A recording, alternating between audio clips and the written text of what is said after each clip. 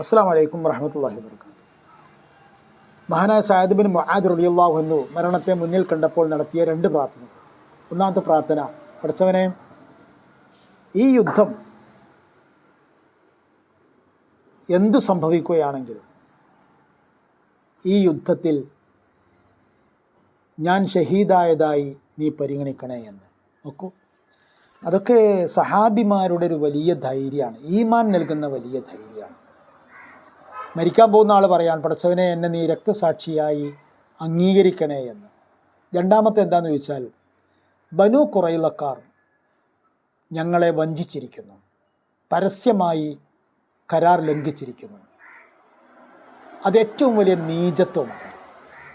അത് അറബികൾ ചെയ്യാൻ പാടില്ലാത്തതാണ്.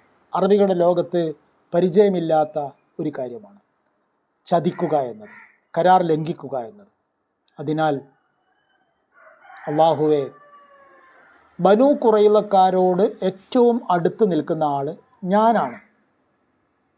ഞാൻ അവരുടെ ഹലീഫായിരുന്നു ജാഹിലിയ കാലത്ത്.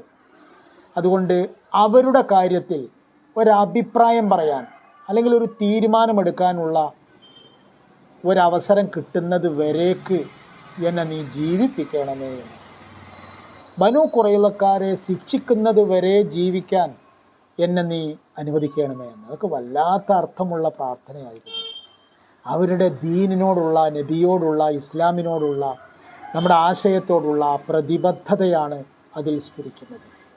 അങ്ങനെ തന്നെ സംഭവിക്കുകയും ചെയ്തു. അല്ലാഹു സുബ്ഹാനഹു വ തആല അത്രയും സമയം അദ്ദേഹത്തെ ജീവിപ്പിച്ചു എന്നാണ്. വളരെ പരിതാപകരമായിരുന്നു. ഏതാണ്ട് മിനിറ്റുകൾക്കകം, മണിക്കൂറുകൾക്കകം മരണപ്പെട്ടു പോകുന്നൊരു കേസാണ്. കാരണം പ്രധാന വെയിൻ മുറിഞ്ഞു കഴിഞ്ഞാൽ പിന്നെ അതിലൂടെ രക്തം ഒലിക്കും. പ്രത്യേകിച്ചും ഒരഗ്രത്തിൽ നിന്ന് വരുന്ന രക്തം മുഴുവനും ബ്രെയിനിലെ രക്തമാണ്. ബ്രെയിനിലെ രക്തം ചോർന്നു കഴിഞ്ഞാൽ പിന്നീട് അയാൾക്ക് അതിജീവിക്കാൻ ഒരിക്കലും കഴിയില്ലല്ലോ. അപ്പോൾ അതുകൊണ്ട് അദ്ദേഹത്തിൻ്റെ പ്രാർത്ഥന അതായിരുന്നു. അങ്ങനെ യുദ്ധം കഴിഞ്ഞ ഉടനെ മഹാനായ നബി തിരുമേനി സല്ലല്ലാഹു അലൈഹി വസല്ലം തങ്ങൾക്ക് വല്ലാത്ത വേദനയായിരുന്നു. സഅദ് ബിൻ മുആദിൻ്റെ അവസ്ഥ കണ്ടിട്ട് സഹിക്കാനാവാത്ത വേദനയായിരുന്നു. അതുകൊണ്ട് നബി സല്ലല്ലാഹു അലൈഹി വസല്ലം തങ്ങൾ അദ്ദേഹത്തെ തൻ്റെ വീട്ടിലേക്ക് മാറ്റുന്നതിന് പകരം മദീന പള്ളിയിലേക്ക് മാറ്റാൻ പറഞ്ഞു. അവിടെ അദ്ദേഹത്തെ ശുശ്രൂഷിക്കാൻ വേണ്ടി ഒരു ചെറിയ കുബ്ബ ഉണ്ടാക്കാൻ പറഞ്ഞു. അത് മദീന പള്ളിയുടെ ഉള്ളിലായിരുന്നു എന്നും മദീന പള്ളിയുടെ പുറത്ത് മുറ്റത്തായിരുന്നു എന്നും അഭിപ്രായമുണ്ട്. അതിൻ്റെ ഉള്ളിൽ എന്തിനാണെന്നറിയാമോ? നബിക്ക് എപ്പോഴും വന്ന് കാണാൻ. സുബ്ഹാനല്ലാഹ്, നബിയുടെ ഒരു സ്നേഹം എത്ര മാത്രമാണ്, നബിയുടെ ഒരു പരിഗണന എത്ര മാത്രമാണ്. അങ്ങനെ മഹാനായ റസൂലുള്ളാഹി സ്വല്ലല്ലാഹു അലൈഹി വസല്ലം തങ്ങളുടെ നിർദ്ദേശപ്രകാരം ആ കുബ്ബയിലേക്ക് മാറ്റി. അവിടെ അന്ന് കാലത്തുണ്ടായിരുന്ന ഒരേ ഒരു വൈദ്യൻ, ഇസ്ലാമിന് വേണ്ടി പ്രവർത്തിക്കാൻ കഴിയുന്ന ചികിത്സ, അന്നത്തെ കാലത്തെ ചികിത്സാ മുറകളൊക്കെ അറിയുന്ന ഒരേ ഒരാൾ മാത്രമേ ഉണ്ടായിരുന്നുള്ളൂ. അതൊരു സഹാബി വനിതയായിരുന്നു, റുഫൈദത്തുൽ അസ്ലമിയ റളിയല്ലാഹു അൻഹ. അവരെ നബി സല്ലല്ലാഹു അലൈഹി വസല്ലം തങ്ങൾ വിളിച്ചു വരുത്തി സഅദ് ബിൻ മുആദിനെ പരിചരിക്കാനും ശുശ്രൂഷിക്കാനും പറയുകയും ചെയ്തു. മാത്രമല്ല, ഒരു ശ്രമം എന്ന നിലക്ക് അദ്ദേഹത്തിൻ്റെ മുറിവിൽ ചൂട് വെക്കാൻ തീരുമാനിച്ചു. അവിടെ പ്രത്യേകമായി എടുത്തു പറയേണ്ടത്, ചൂട് വെച്ചത് നബി സല്ലല്ലാഹു അലൈഹി വസല്ലം തങ്ങൾ തന്നെയായിരുന്നു എന്ന്.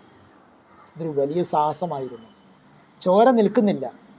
ചോര നിൽക്കുന്നില്ലെങ്കിൽ ചൂട് വെക്കുക എന്ന് പറയുന്ന ആ ചികിത്സ അത് വളരെ അപരിഷ്കൃതമാണ്, വളരെ വേദന ഉണ്ടാക്കുന്ന കാര്യമാണ്. പക്ഷേ എങ്കിലും അത് വലിയ പ്രയാസമുള്ളൊരു കാര്യമാണ്. അപ്പം അതുകൊണ്ട് മഹാനായ നബി സല്ലല്ലാഹു അലൈഹി വസല്ലം തങ്ങൾ തന്നെ അദ്ദേഹത്തിൻ്റെ കയ്യിൽ ചൂട് വെച്ചു എന്നാണ്.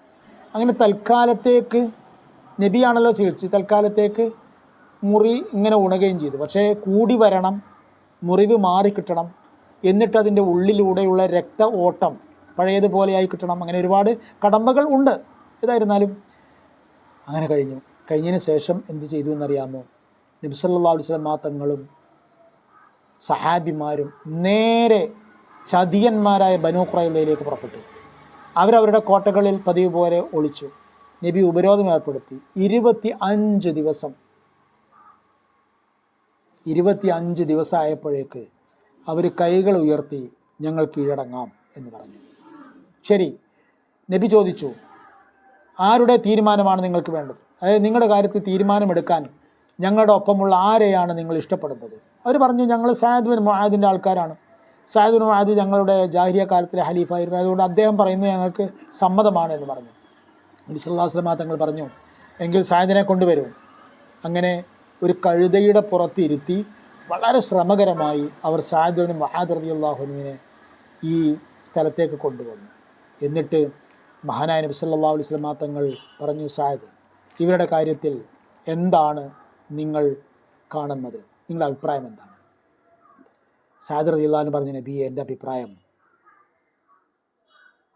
ഇവരിൽ യുദ്ധം ചെയ്തവരെ കൊന്നുകളയണമെന്നാണ്. യുദ്ധക്കുറ്റക്കാരായ ആൾക്കാരെ കൊല്ലാം, അത് യുദ്ധത്തിൻ്റെ പേരിൽ കൊല്ലാം. ബാക്കിയുള്ളവരൊക്കെ തൽക്കാലം നമ്മുടേതായി മാറട്ടെ. അത് അന്നത്തെ കാലത്തെ വ്യവസ്ഥിതിയാണ്, അടിമത്വം എന്ന് പറയുന്നത്. അങ്ങനെ ഒരു തീരുമാനം പറഞ്ഞു. മഹാനായ നബി സല്ലല്ലാഹു അലൈഹി വസല്ലം തങ്ങൾ ഒപ്പം പറഞ്ഞു, ലഖദ് അശർത ബിർറഅയി, ശരിയായ അഭിപ്രായമാണ് പറഞ്ഞത്. ശരി, നമ്മളെല്ലാവരെയും ശിക്ഷിക്കുന്നില്ല, മറിച്ച് നമ്മളെ ആക്രമിച്ചവരെ മാത്രം ശിക്ഷിക്കാം. അങ്ങനെ സഅദ് റളിയല്ലാഹു അൻഹുവിനെ അതേ കഴുതപ്പുറത്ത് തന്നെ കുബ്ബയിലേക്ക് മടക്കി കൊണ്ടുപോയി. പള്ളിയിൽ തിരിച്ചെത്തിയ നബി സല്ലല്ലാഹു അലൈഹി വസല്ലം തങ്ങളും അബൂബക്കർ റളിയല്ലാഹു അൻഹും ഉമർ റളിയല്ലാഹു അൻഹും 3 പേരും കൂടി സഅദ് റളിയല്ലാഹു അൻഹുവിനെ കാണാൻ വന്നു. നബി എപ്പോഴും കാണാൻ വരും, ഇടക്കിടക്ക് കാണാൻ വരും. ഇത്രയും വലിയ ഈമാനിൻ്റെ പ്രതിരൂപമായിരുന്നു അദ്ദേഹം. വന്നപ്പോൾ അവർ കണ്ട കാഴ്ച ചൂടുവെച്ച മുറിവ് പൊട്ടിയതായിരുന്നു. ചൂടുവെക്കുകയും പിന്നെ അത് പൊട്ടുകയും ചെയ്താൽ പിന്നെ മറ്റൊന്നും ആ കാലത്തിന് ആലോചിക്കാനുണ്ടായിരുന്നില്ല. അത് കണ്ട മഹാനായ നബി സല്ലല്ലാഹു അലൈഹി വസല്ലമ തങ്ങൾ സഅദ് റളിയല്ലാഹു അൻഹുവിനെ ചേർത്ത് പിടിച്ച് കുറേ സമയം നിന്നു. അന്നത്തെ ഒരു വലിയ പ്രത്യേകത എന്താണെന്ന് വെച്ചാൽ, നബി ദുഃഖിക്കുമായിരുന്നു. വലിയ തീർത്താൽ തീരാത്ത സങ്കടം വന്നാൽ നബി എന്താ ചെയ്യാന്നറിയോ?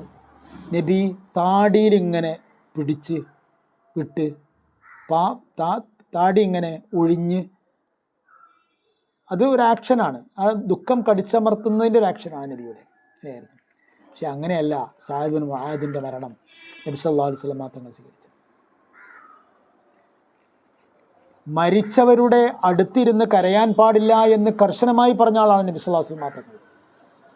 കാരണം എന്താണെന്ന് വെച്ചാൽ, മരിച്ചു കഴിഞ്ഞാൽ മനുഷ്യൻ്റെ മനസ്സ് മാറും, പിന്നെ ഉള്ളതും ഇല്ലാത്തതും ഒക്കെ പറയും, പല മഹത്വങ്ങളൊക്കെ പറയും. അതുകൊണ്ട് ആണ് നബി അത് പ്രധാനമായും അങ്ങനെ ചെയ്യരുതെന്ന് പറയും. പക്ഷേ അന്ന് നബി പറഞ്ഞു, കുല്ലു നാഇയത്തിൻ തക്ദിബ് ഇല്ലാ നാഇയത്തു സഅദ് ബിൻ മുആദ്. കരയുന്നവരൊക്കെ കള്ളം വിളിച്ചു പറഞ്ഞാണ് കരയുന്നത്. സഅദ് ബിൻ മുആദിൻ്റെ അദ്ദേഹത്തിൻ്റെ വിയോഗത്തിൽ കരയുന്നവരൊഴികെ. വലിയ വൈകാരികതയായിരുന്നു അത്.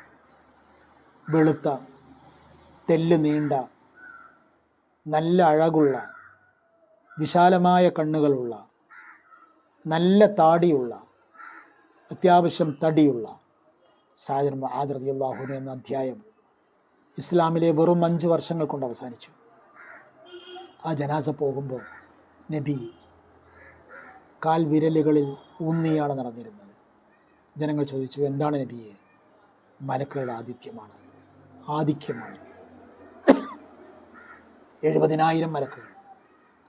മഹാനായ നബി സല്ലല്ലാഹു അലൈഹി വസല്ലം തങ്ങൾ പറഞ്ഞു, ഇഹ്തസ്സ അർശുർ റഹ്മാൻ, അള്ളാഹുവിൻ്റെ അർശ് കിടിലം കൊള്ളുകയാണ് സഅദ് ബിൻ മുആദിൻ്റെ മരണത്തിന് വേണ്ടി. ബനു അശ്ഹലിന് നഷ്ടപ്പെട്ടതൊരു നെടുന്നൂടായിരുന്നു.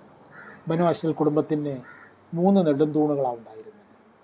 ഒന്ന് ഉസൈദ് ബിൻ ഹുളൈർ റളിയല്ലാഹു അൻഹു, രണ്ടാമത്തേത് അബ്ബാദ് ബിൻ ബിശ്ർ റളിയല്ലാഹു അൻഹു, മൂന്നാമത്തേത് സഅദ് ബിൻ മുആദ് റളിയല്ലാഹു അൻഹു. അസ്സലാമു അലൈക്കും വറഹ്മത്തുള്ളാഹി വബറകാതുഹു.